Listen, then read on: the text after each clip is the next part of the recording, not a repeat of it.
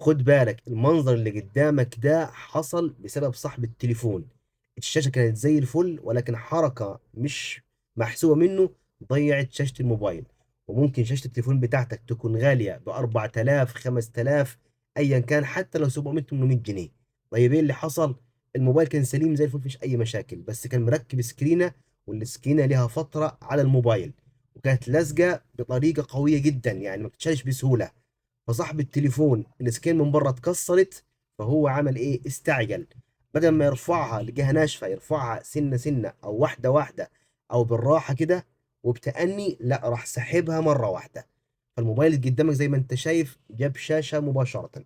يعني انت ممكن يكون معاك تليفون اوبو او سامسونج فلاج شيب عالي، او موبايل مثلا رينو، او موبايل من الاجهزه الغاليه سوبر امولود ولا حاجه، تعمل نفس الحركه دي، تلاقي الشاشه يا اما طلعت منك والفلاتة من جوه اتقطعت، يا اما هتتكسر معاك لو السكرينه ملزوقه بطريقه شديده.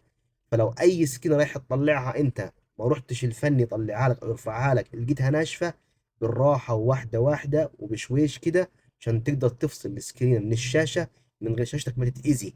لان فعلا والله في شاشات بيوصل ثمنها لاكثر من 4000 و5000 جنيه.